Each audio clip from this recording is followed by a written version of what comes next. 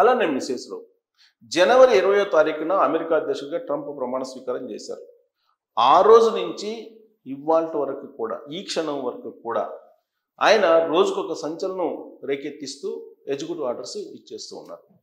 ఇవి విదేశాల నుంచి అక్కడికి ఉపాధి కోసం వెళ్ళినటువంటి వాళ్ళకి ఖచ్చితంగా ఎంతో కొంత ఇబ్బంది పెట్టేటువంటి ఎగ్జిక్యూటివ్ ఆర్డర్సే అనేటువంటి అభిప్రాయం కొంతమందిలో ఉంది. కానీ ఎవరైతే టాలెంట్ పీపుల్ ఉన్నారో, ఎవరైతే అమెరికా వెళ్ళి చట్ట ప్రకారం నివసిస్తున్నారో వాళ్ళు మాత్రం హ్యాపీగా ఉన్నారు. డోల్డ్రమ్స్లో ఉన్నటువంటి వాళ్ళు మాత్రం అన్హ్యాపీగా ఉన్నారు అనేది కొంతమంది నాకు తెలిసినటువంటి వాళ్ళు కూడా అమెరికాలో ఉండేటువంటి వాళ్ళు ఫోన్ల ద్వారా తెలియజేస్తున్నటువంటి అభిప్రాయం.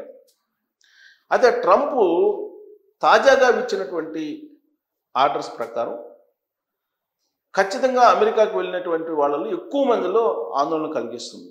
ఏంటి అది అంటే, ఇప్పటి వరకు H1B వీసాలు కలిగినటువంటి వాళ్ళు ఆటోమేటిక్ రెన్యువల్ కోసం 2 years వెసులుబాటును తీసుకుంటున్నారు. కానీ ఇప్పటి నుంచి 1 year మాత్రమే వాళ్ళు ప్రతి 1 year కూడా రెన్యువల్ చేయించుకోవాలి. ఆ రెన్యువల్ చేయించుకునేటువంటి పీరియడ్ కూడా తగ్గించేశారు. ఇంతకుముందు ఎక్కువ రోజులు ఉండేవి, 148 days అలా ఉండేవి. ఇప్పుడు దాన్ని కూడా తగ్గించారు అని చెప్పి తెలుస్తుంది. సో ఇది కొంత రిస్క్తో కూడుకున్నటువంటి ఆర్డరు అనేది ఎక్కువ మంది అమెరికా వెళ్ళి ఉపాధి పొందుతున్నటువంటి వాళ్ళ అభిప్రాయం. ప్రత్యేకించి గ్రీన్ కార్డు హోల్డర్స్ కానీ లేదా సిటిజన్షిప్ కలిగినటువంటి వాళ్ళకి కానీ ఎలాంటి ఇబ్బంది లేదు.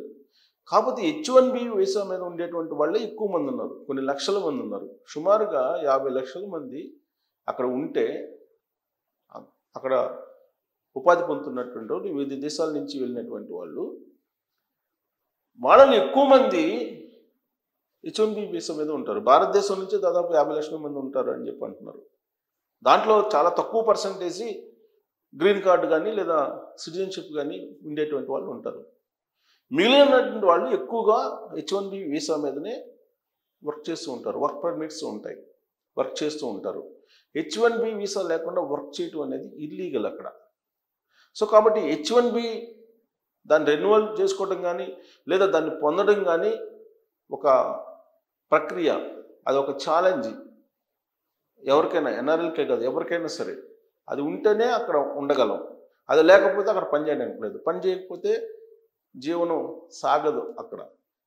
కాబట్టి H1B అనేది చాలా కీలకమైనటువంటి వీసా.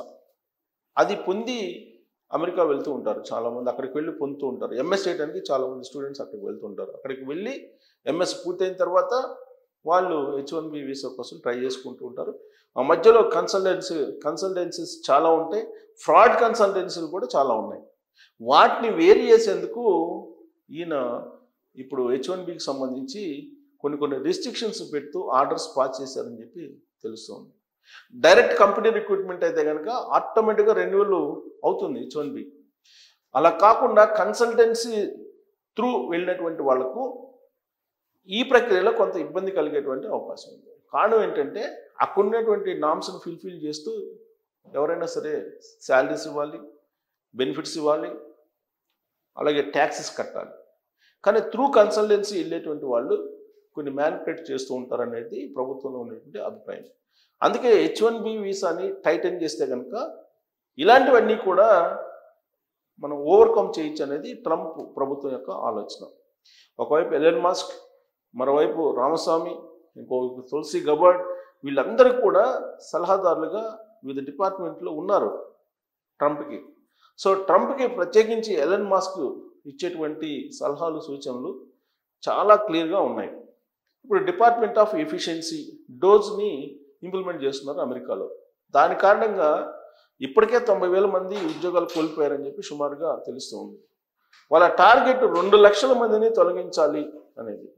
ఆ 2 లక్షల మందిని తొలగించడం ద్వారా ఆర్థికంగా అమెరికాని ఆదుకోవాలి, ఆర్థికంగా అమెరికా పరిపుష్టం కావాలి అనేది ఎలన్ మస్క్ యొక్క ఆలోచన. దాంట్లో భాగంగానే డిపార్ట్మెంట్ ఆఫ్ ఎఫిషియన్సీని పెట్టారు. అంటే ఎఫిషియెంట్ కానటువంటి ఉద్యోగుల్ని తొలగిస్తున్నారు లేదా స్వచ్ఛందంగా వెళ్ళిపోమంటున్నారు.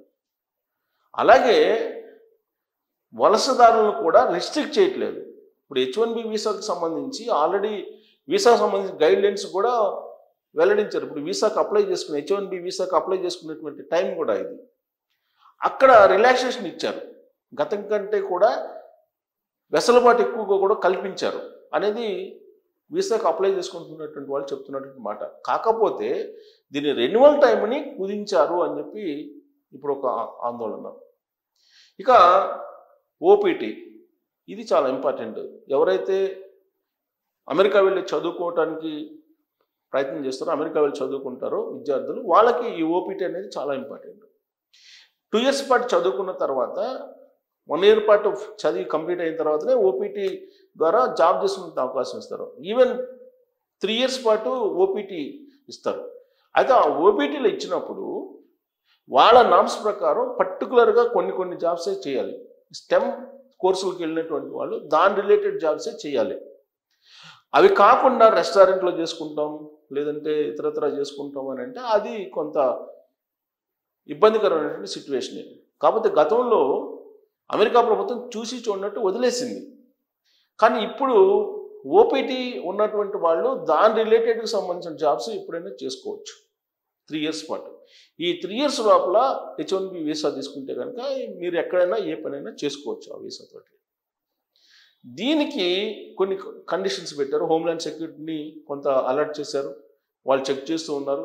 అమెరికాలోకి అడుగు పెట్టాలంటే ఖచ్చితంగా కొన్ని నిబంధనలు పాటించాల్సిందే, చట్టాన్ని ధిక్కరిస్తే ఎవరికైనా శిక్ష అనేటువంటి అభిప్రాయం ప్రపంచవ్యాప్తంగా కూడా వెళ్ళిపోయింది. అయితే ట్రంప్ వచ్చి ఆల్మోస్ట్ 1 month అవుతుంది. ఈ 1 month తర్వాత ఇంకొక 2-3 నెలలు ఆయన దూకుడు ఉంటుంది, తర్వాత తగ్గిపోతుంది అనేటువంటి అభిప్రాయం కొంతమందిలో ఉంది. కానీ తాజాగా తీసుకున్నటువంటి కొన్ని నిర్ణయాలు ఏవైతే ఉన్నాయో అవి అమెరికా గౌరవాన్ని తగ్గించేలాగా ఉన్నాయి. ఎందుకనంటే ఒక కుబేరుడు ఉంటే అతనికి ఉదారత ఉండాలి. ఆ ఉదారత లేనప్పుడు ఆయన దగ్గర డబ్బు ఉన్నా కానీ ఎవరు విలువ చేయరు, విలువ ఇవ్వరు కూడా. అలాంటిదే ఇప్పుడు అగ్రరాజ్యంగా ఉన్నటువంటి అమెరికా, ఆ రాజ్యానికి అమెరికాకి అధ్యక్షుడిగా ఉన్నటువంటి ట్రంప్ వ్యవహరిస్తున్నటువంటి తీరును చూస్తే కనుక సహాయాన్ని పూర్తిగా క్లోజ్ చేసేసాడు. ప్రపంచంలో ఉన్నటువంటి పేద దేశాలకు కానీ అభివృద్ధి చెందిన దేశాలకు కానీ ఇస్తున్నటువంటి సహాయాన్ని, దాంట్లో ఒకటి లేటెస్ట్గా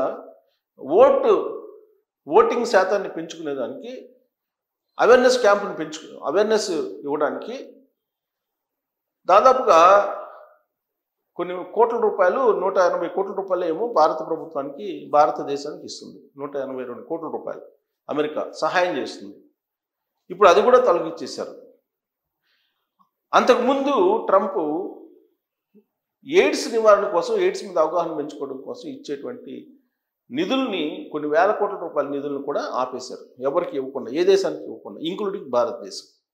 మరి అలాంటప్పుడు సహాయం చేయనప్పుడు, సహాయం చేయడానికి అగ్రదేశం ముందుకు రానప్పుడు మిగతా దేశాలు కోఆపరేట్ చేస్తాయి ఆ దేశానికి? చేసేటువంటి అవకాశం లేదు, ప్లస్ గౌరవించడానికి అవకాశం లేదు. ఎందుకు గౌరవిస్తున్నాయి ఆ దేశాన్ని? ఆ దేశం నుండి సహాయం పొందుతున్నాం కాబట్టి గౌరవిస్తుంది. Very simple. ఒక ఆఫీస్లో ఒక హెడ్ని గౌరవిస్తున్నామంటే ఆ హెడ్ మనకి జాబ్ ఇచ్చారు, ప్లస్ నెల శాలరీ ఇస్తున్నారు కాబట్టి.